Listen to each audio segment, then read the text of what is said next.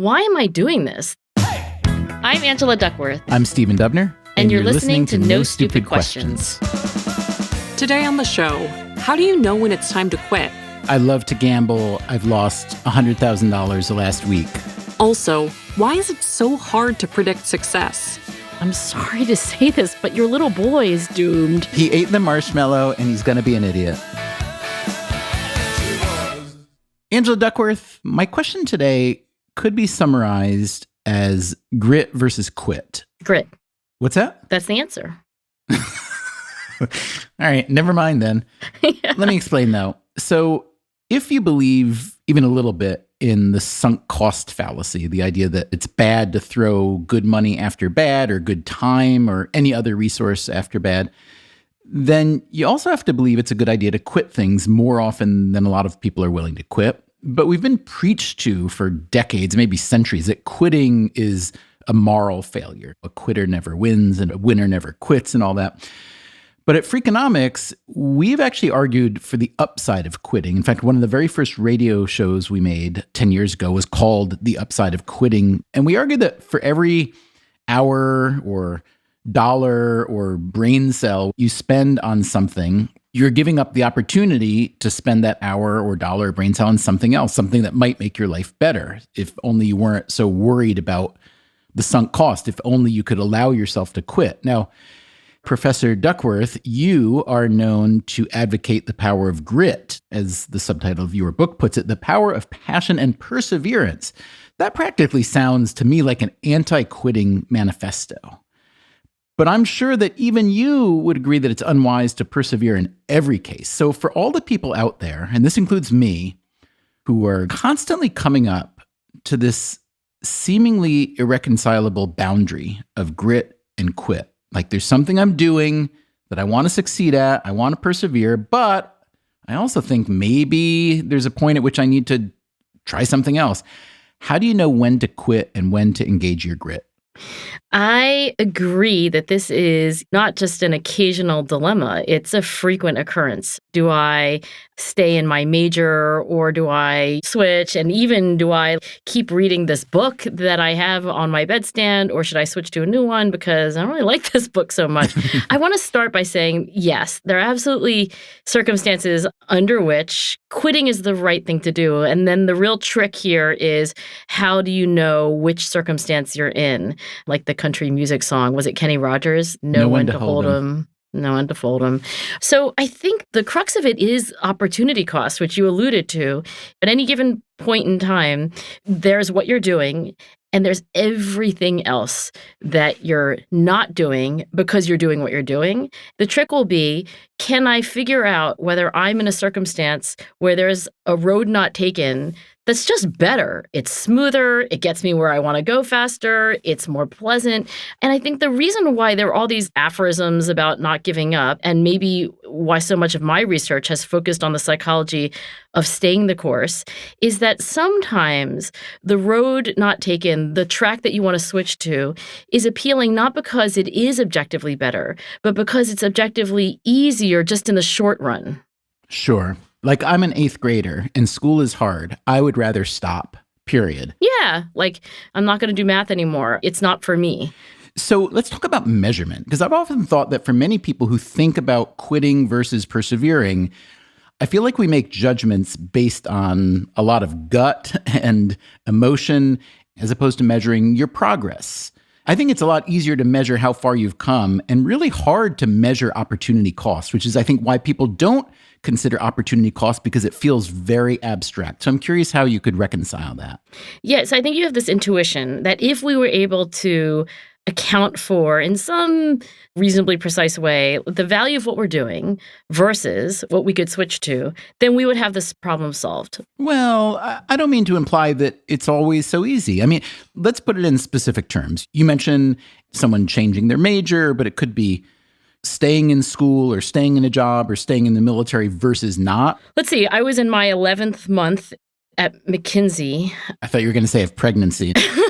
because I'm an overachiever. No, I was in my 11th month at McKinsey, which was a long time ago in my life, but I knew I wasn't going to be in this management consulting role for long, but it did feel to me like a absurd thing to quit even within a year of actually landing there. And so I had this question, should I stay or should I go? And for me, the precipitating event was getting proposed to by my now husband. So he rescued you from a life of management consulting, you're saying? Well, because 2 apartments in New York is really a lot more than we could afford.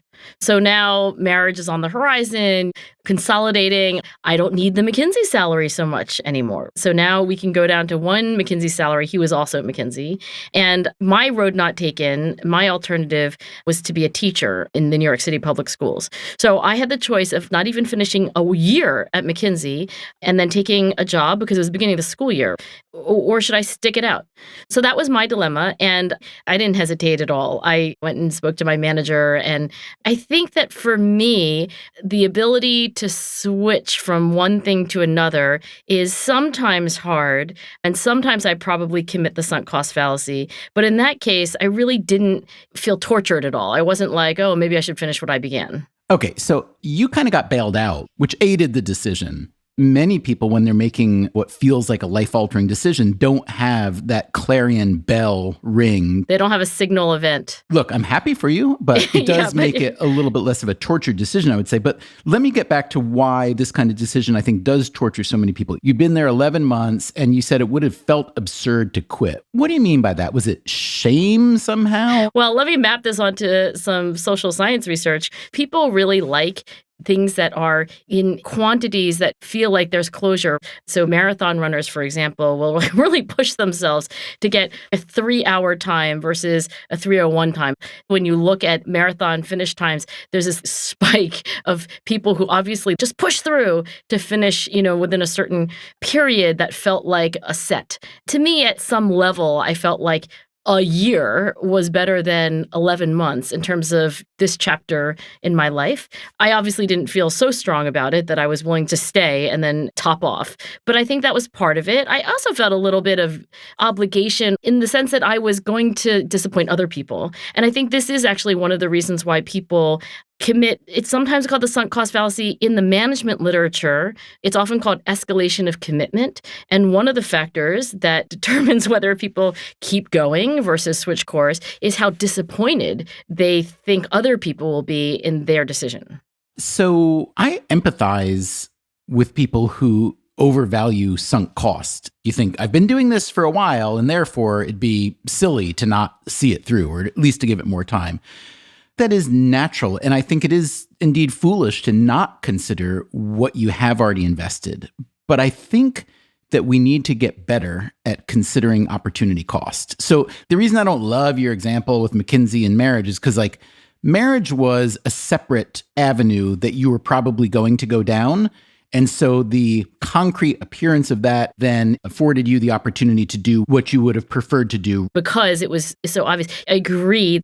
Here's one that happened to my daughter, Lucy. So Lucy was playing viola. She's now 17, and I don't know when she was first playing viola, maybe 7 or 8. So she's playing viola and taking lessons, and then she's in the school orchestra, and then she's in the community orchestra. It became increasingly clear, at least to me, and I think eventually to her, that viola wasn't that fun for her.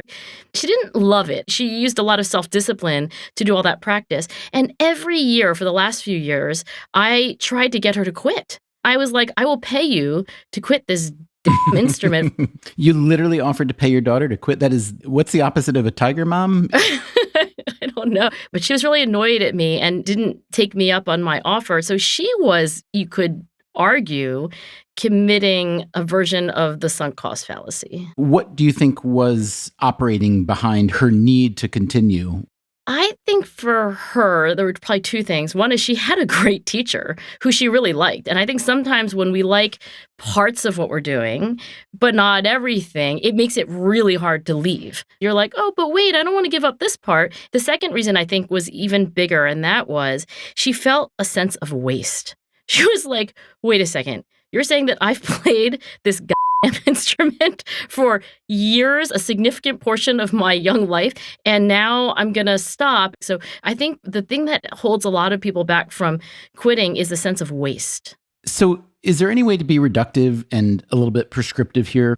Are there any telltale signs, internal or external, that you can advise people look out for to figure out whether to stick it out or to quit? One question that you could ask yourself is, why am I doing this? If Lucy had asked herself, why am I doing this? Why am I playing viola? She would have said what? Well, I asked her that actually, and she was like, because it's going to help me get into college. And I was like, not a great answer. Trust me, you're not going to get into college on the viola unless you really enjoy and get really great. I think asking your question, why am I doing this? And then a second question would be, what else could I do that would achieve that same end? She could have taken up harmonica, which is much more distinctive and probably actually would have helped get into college, yes? That is going to get you in. The epilogue to the story is that she did quit, and I didn't have to pay her. And then she directed her energy and those hours to other things like baking and things that she actually wanted to do much more, but didn't feel like they were the sort of thing you're supposed to do when you're a kid who wants to get into a selective school. In that regard, the subtitle of your book, The Power of Passion and Perseverance, I think is relevant, because if the passion isn't there, and if you're doing it for a different set of goals, then you can see how the payoff, even if you get it, isn't as meaningful. I will say this, I've quit some big things. Would you consider music one of them, speaking of music? Yeah, so when I was younger, there were a few things that I really loved to do and would do at any opportunity. Play sports was one. And honestly, if I had been good enough to be a Major League Baseball player when I was 15 or 16, I probably would have done that. I wasn't, so that fell by the wayside. But I did play music, and I was pretty good. And the band that I was involved in college, we ended up getting a record deal, moving to New York, and pursuing that path. And to make a long story short, I decided that that was essentially not the life that I wanted, but it was a very, very, very difficult decision because the three other guys in the band were my best friends. They were the only people I spent any time with at all. We lived together. It was like being married to three people. And so my reckoning evolved over 2 years, where I was increasingly thinking that as much as I loved it, this was not the future that I ultimately wanted. But the only way I finally got to quitting was to visualize what it would feel like if my life were different, if I had quit. What would it feel like to wake up in the morning? What would I be doing to spend that next day, that next month, and so on? And I was able to see that, wow, I would really miss it. I would miss them, but I just saw a happier life in front of me. And once I saw that, I thought, okay, that's enough for me to make the decision. And subsequently, later in life, whenever I've wanted to quit something, like I worked at the New York Times, which when I arrived there, I thought, oh my gosh, it won't ever get any better than this. But after a few years, I was like, this place is kind of suboptimal in a number of ways. And so I used that trick again. I had to say to myself, okay, I'm working on my own book or my own article, and I call someone that I want to interview, and I can't say, hey, this is Stephen Dubner from the New York Times, because that becomes part of your identification. All these things that we do, whether it's viola or your job or your spouse or the degree you're working on, they become part of who you are. But again, when I was able to emotionally visualize what that would be, and that it wouldn't be perfect, but it was doable, I was able to get on with it and quit. So what you were able to do was mentally create the road not taken. You were able to not have opportunity cost just be this abstraction, but actually to vividly imagine not only what you were doing and what it would lead to, but an alternative. Is that right? Were you able to, in the Robert Frost poem, look down one as far as I could to where it bent in the undergrowth, then take the other? I would say that's about accurate, except for the word vividly, because it's really hard. Look, I'm not a very imaginative person generally. I have a hard time conjuring scenes out of thin air. You're not J.K. Rowling. It was more of an emotional visualization, like, oh, I'll feel a little bereft. I'll feel a little bit lonely. I'll feel a little bit desperate. But you know what? I'll use that desperation to work even harder. And so that was how I got there. But then there's another trick that I think is related, and I'm curious to know what you think of it. So when we were working on this argument years ago about the upside of quitting, and it really was an economic argument saying that sunk costs can be bad and opportunity cost is usually overlooked. So Steve Levitt took a look at this argument about quitting, and he set up a website called Freakonomics Experiments where we would invite anyone who had a really difficult decision to make, and we would flip a virtual coin for them. And if you had said heads quit, then if it came up heads, you were supposed to stop. And then his experiment was to actually measure out over months whether the people did quit or didn't and how they felt. And ultimately, he found that people who wanted to but didn't have the courage to, if the coin told them yes and they did it, they were happier 6 months down the road. So using the coin flip as the sort of emotional visualization of what your life can look like, once the coin comes up heads, if you feel relief, that's a really good indicator. I think that's what Danny Kahneman and maybe some other judgment and decision-making experts say. They say, flip your own coin, and really the telling thing is, how do you feel when you see that it came up heads? And if you're like, oh no, I'm going to keep flipping the coin until I get tails, then that tells you something. My guess is that some people know what they want to do, but they need the courage to do it. And other people are really indecisive. They just don't know whether it's the right thing to do for them to quit or to stay the course. Can you tell us anything about what psychology has to say about the psychological effects of quitting versus sticking something out? Yeah, well, one of the reasons why I know about this is because there was a study of gritty people. This was a study that was done in a lab. Participants came in and they took the grit scale. And so the scientists could, with some precision, say who was grittier and who was less gritty. And then they gave them a series of unsolvable anagrams. And the trick in this study was that the unsolvable anagrams are kind of mixed up with just really, really hard anagrams. And you could, in this experiment, pass and keep going, or you could stick with one puzzle and just work on it to your heart's content. And the grittier people in this study tended to perseverate on the impossible anagrams far past the point where it was advantageous. Of course, it wasn't advantageous. They were impossible. What does perseverate mean? Perseverate is interesting because it has a clinical definition. It basically means when you persevere in a maladaptive way. So perseverance sounds good. It sounds good when you call it endurance, but it sounds bad when you call it stubbornness. And perseveration is essentially sticking with things when it's bad for you. So I love to gamble. I've lost $100,000 the last week. That's perseverating? That's perseverating, or like somebody's having an argument with another person and you're long past the point in the discussion where the other person's listening, or even in the same room. They may have left and you're making your point. My dad used to do this all the time. He'd bang the table with both hands and like everyone would have literally left the room and he's still making an argument. So that's perseveration. And in that study, gritty individuals went too long, worked too hard, if you will. And because there was the opportunity to pass on the impossible puzzles, the scientists were able to say this was suboptimal behavior. I have to say, though, the more we talk and the more I think about this border between quit and grit, the more difficult I feel the problem is. Because for every story or even data set that shows that perseverance is incredibly valuable, there's another one that shows that if you don't stop doing the thing that's not working, that you'll never get onto the thing that is working, whether it's a bad relationship, a bad job, just a bad idea. When you said relationship, this whole time I was thinking the perfect analogy here is dating and marriage. Like, do I break up with you or not? If I break up with you, maybe I'll be alone for the rest of my life. Maybe my standards are unrealistic. Then again, I could be stuck with you forever. I have to say, of my own dating history, I never had this problem. I didn't date many guys more than a month. I was like, oh, we're not getting married. Next. You weren't so much dating as auditioning.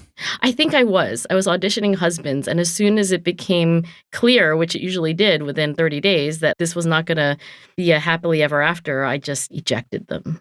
I have to say, I feel pretty self-satisfied right now because I have led the mistress of grit to acknowledge that quitting is awesome. You did, didn't you? I have to say, Stephen, sometimes it's time to fold them. Still to come on No Stupid Questions, Stephen and Angela discuss whether it's possible to forecast success in hiring and achievement and in romantic relationships. I just sat down with this young couple who'd gotten married and they were all excited. You disabuse them of their future happiness? All right, Stephen, I have a question for you. Hit me. I am astonished as a scientist who studies success at how ridiculously hard it is to predict who's going to be accomplished or what's going to happen to somebody in their life. For example, marriages in the United States, you're at the altar, you make lifelong vows, you're certainly not thinking this isn't going to work out. Well, half of those marriages end in divorce. Half or more of professors in many universities don't get tenure.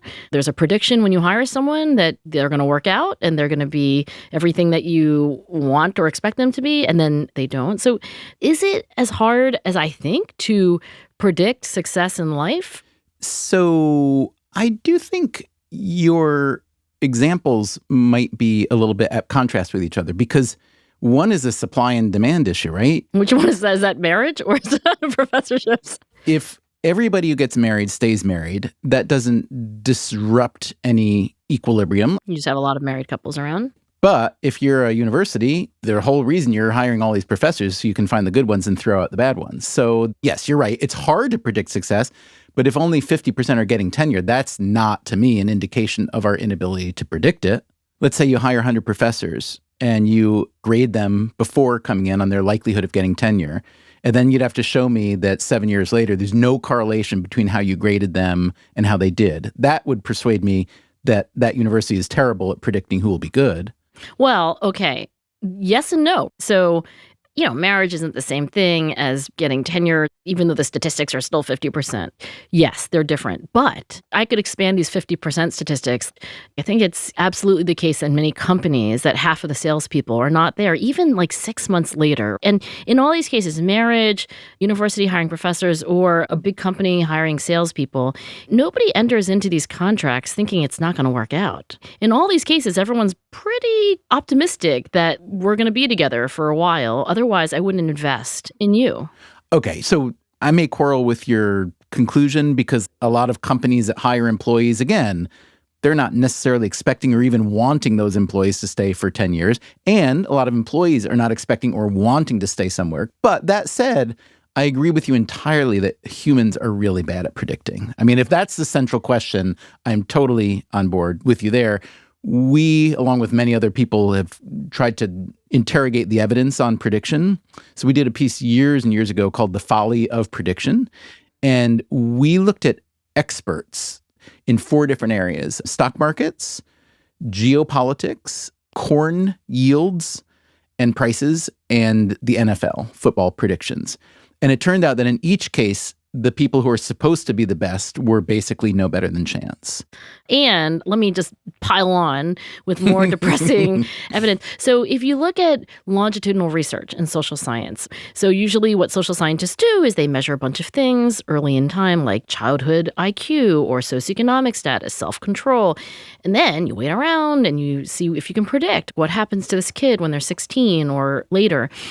And the amount of variation, the percentage of variance that you can predict is shockingly low. I mean, even in the best studies where you have this huge battery of measures, you really have people under the microscope, in most of these studies, you can't predict even 10% of the variation. And that's a lot of unexplained life outcomes. So I see the downside of that. The downside is pretty obvious, which is if you can predict what helps make more people more successful, then you can do more of that. So I totally get that.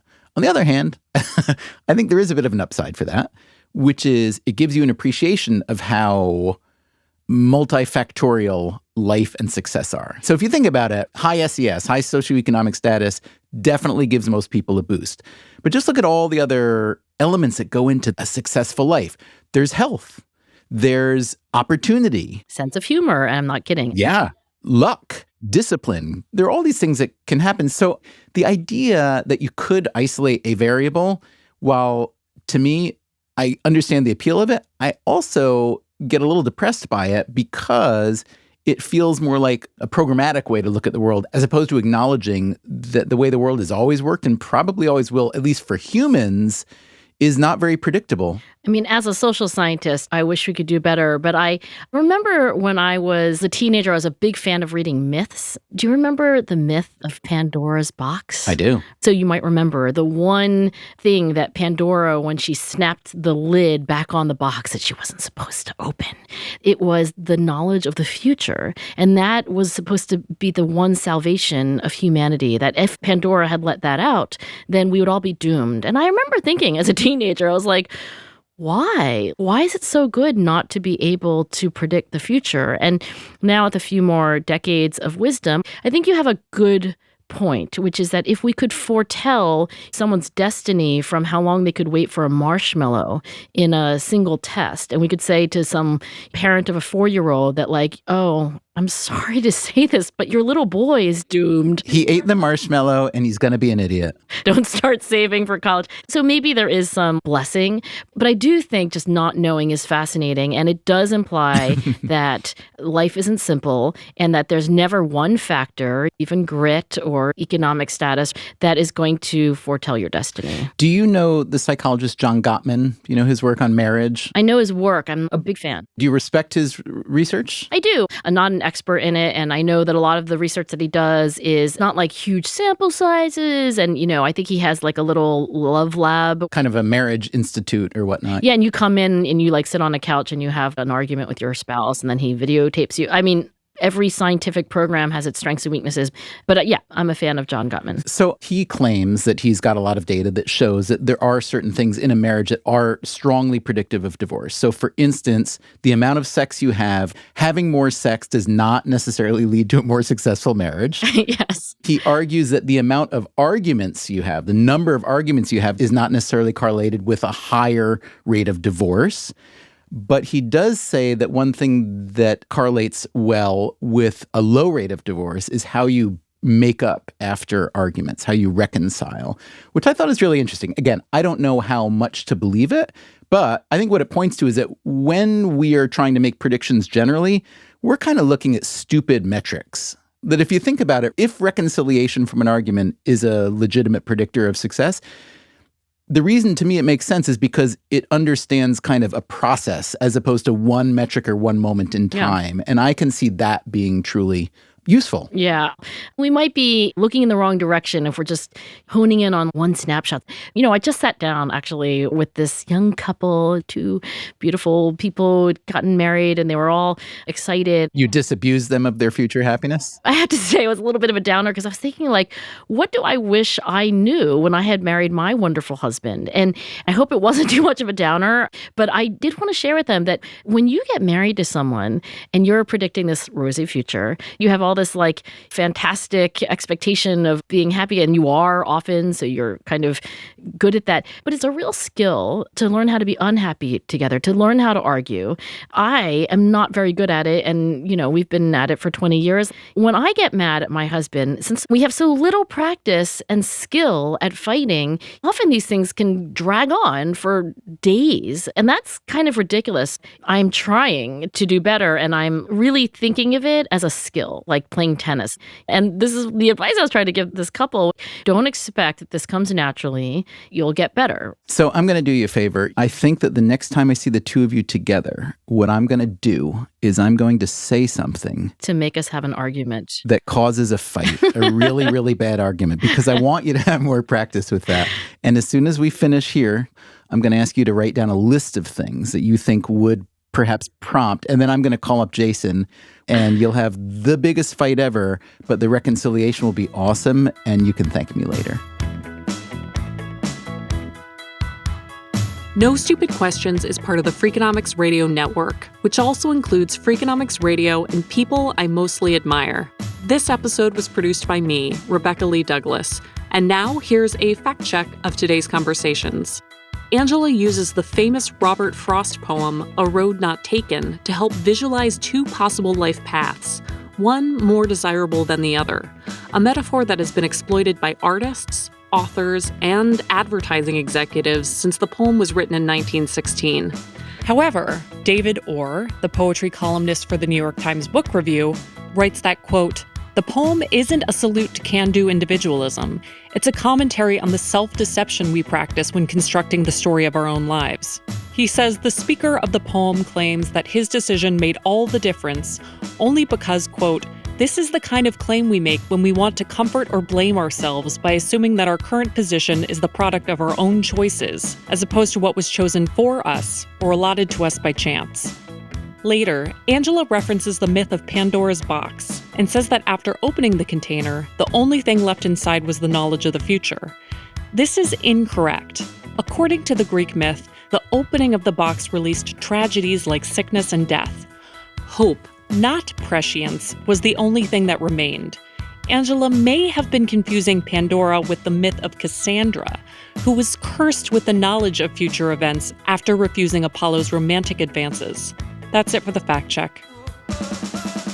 No Stupid Questions is produced by Freakonomics Radio and Stitcher. Our staff includes Allison Craiglow, Greg Rippin, Mark McCluskey, and James Foster. Our intern is Emma Terrell. Our theme song is And She Was by Talking Heads.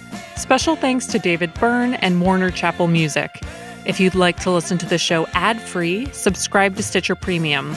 You can also follow us on Twitter at NSQ_show and on Facebook at NSQ Show. If you have a question for a future episode, please email it to nsq@freakonomics.com. And if you heard Stephen or Angela reference a study, an expert, or a book that you'd like to learn more about, you can check out freakonomics.com/NSQ, where we link to all of the major references that you heard here today.